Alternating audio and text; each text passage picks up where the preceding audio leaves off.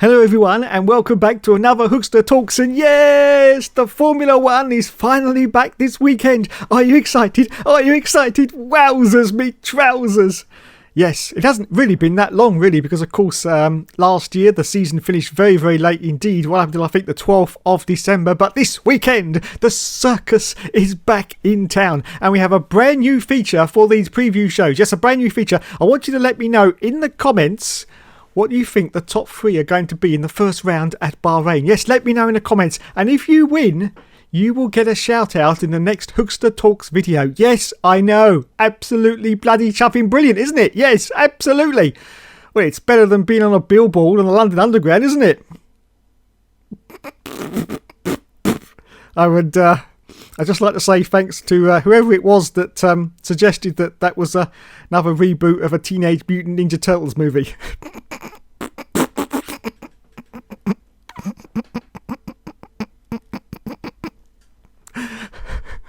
So bad. I am so bad. But I love it. Anyway, let's move on to the first round of the championship. It is, of course, going to be Bahrain. Once again, yes, Bahrain. And a lot of people have got an outside bet on for Maxi Boy Verstappen in doing really well this season. Don't forget, of course, Max started in the 2015 Australian Grand Prix at the age of 17 years and 166 days, breaking Jamie Alguersuari's existing record by almost 2 years. In his first race, Verstappen ran in point-scoring positions until he was forced to retire due to an engine failure. However, at the subsequent race in Malaysia, Verstappen qualified 6th and finished the race in 7th place, scoring his first Formula 1 points aged 17 years 180 days, breaking the record of the youngest driver to score World Championship points. After that, he then failed to finish points in China due to an engine failure in the last lap, Bahrain due to electrical issues, and Spain settled for 11th position. So there we go. Do we think Maxi Boy is going to be a good tip for the top for the 2021 season? Now, we've already heard Mercedes have been grumbling a little bit about their performance not being quite up there. Is that the truth, or are they just sandbagging? Now, this has happened before. We've had a few seasons where Mercedes didn't start off the ball running and they had to sort of do a little bit of catch up. So hopefully 2021 is also going to be that season. That would be perfect. I'll tell you why it's going to be perfect. Because we have a lot of teams now right behind Mercedes champing at the bit. Yes, we have, of course, McLaren. Yes, who are looking really strong. We've got Red Bull right up there as well. And there's a few other teams that could be in the mix, but we'll have to wait and see what pans out towards the season. We've got Ferrari. Are they going to be great again? Well, we'll have to find out. We've also got the unknown wild card in Aston Martin. Are they going to be great? Or are they going to end up at the back of the grid, sort of finishing 15th? And then, of course, we've got Alpine with the triumphant return of Fernando Alonso. How is Fernando going to do? Well, he's already said, yes, that the car feels quite slow. Oh dear. Oh dear, everyone.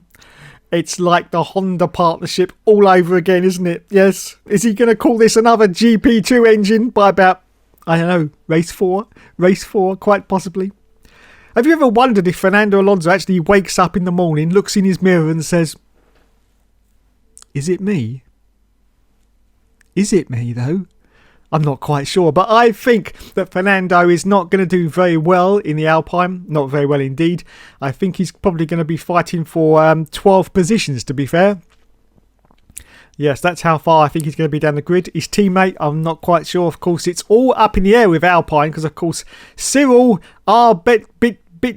I can't say it. We'll just call him Cyril, has of course left the team. We've got a new bloke in charge, and he's already said that he's still trying to get up to speed. And he doesn't really know Fernando that well. Well, he's going to be in for a nice ride, a nice wild ride. That's what I was trying to say then with Fernando. Definitely this season. Yes, that'll be fun. So yes, tell me in the comments how you think the season is going to progress. Yes, how do you think it's going to go? Do you think Mercedes have just been sandbagging like they always do and they're going to come out once again? I mean, we can't discount Sir Lulu. Sir Lulu, can we? He's going to be up there, and it's highly possible that he's going to win his 8th World Championship. Yes, I think it's going to be on the cards. But what's he going to do after that? Is he going to retire and, you know, start a fashion line?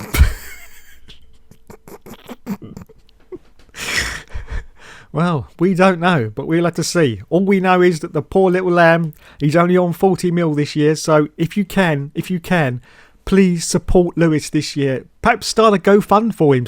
Yeah, start a GoFund because, you know, 40 mil, that's hardly enough to fill up his Porsche these days. Yes, it's hardly enough so he can go around Beverly Hills, you know, around all the fashion shows and shops and, you know, so he can get ideas for his future fashion line. Yeah, anyway, he's hardly got enough, you know, petrol to do that with. So please start this GoFund for whatever you can spare. Just, you know, donate to Lewis Hamilton. I can't really afford to put petrol in my Porsche fund. I think that's quite a long title, but we'll go with it. And then we'll see how it goes from there.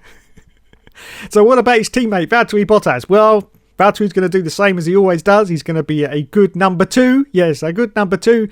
But he's never going to win the championship. Not all the time Lewis Hamilton is in the team. No, never going to. He's going to yield whenever possible. And he's going to bottle it whenever possible. And that'll be it for Valtteri Bottas. So we can definitely discount him. So we got Lulu in the mix. We got Maxi Boy in the mix as well. Who else could be there as a wild card? Who else? Daniel Ricciardo? It's possible. And of course, we got the Ferrari duo. Don't discount them. But of course, we still don't know how fast that Ferrari is.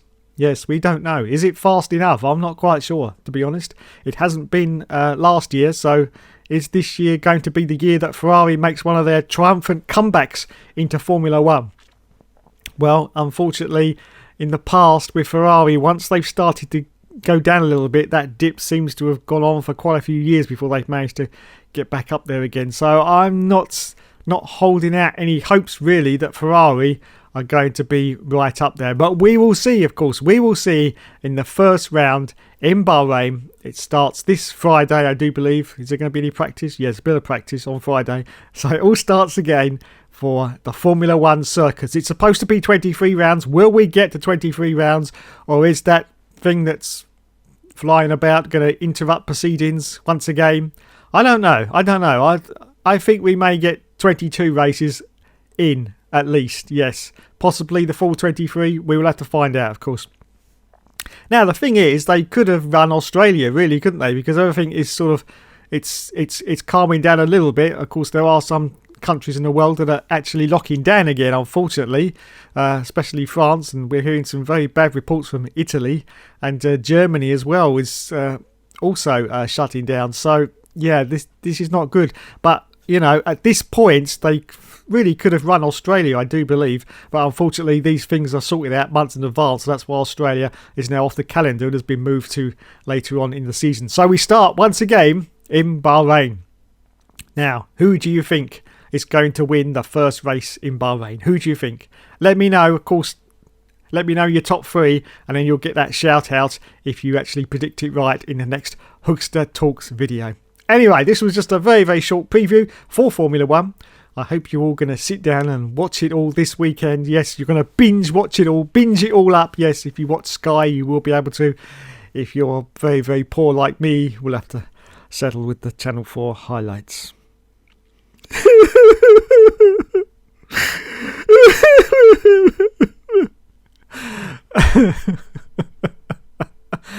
Anyway, thanks so much for watching, everyone. You have been awesome as always. Don't forget on Sunday, possibly Monday, don't know when it's going to be, to check out Josh Stocks, the Moaning Yorkshireman, with his cruel, I don't know what he calls it these days. Is it cruel room? That's right, the cruel room, where he literally takes the piss out of the drivers. He'll be doing that on Sunday or Monday, and so don't forget to check that out, because it's bound to be great. Yes, it's bound to be great. Yes, it always is, so check it out. Anyway, this has been me, the Hookster. Thanks so much for watching. Awesome as always, and I'll catch you in the next video.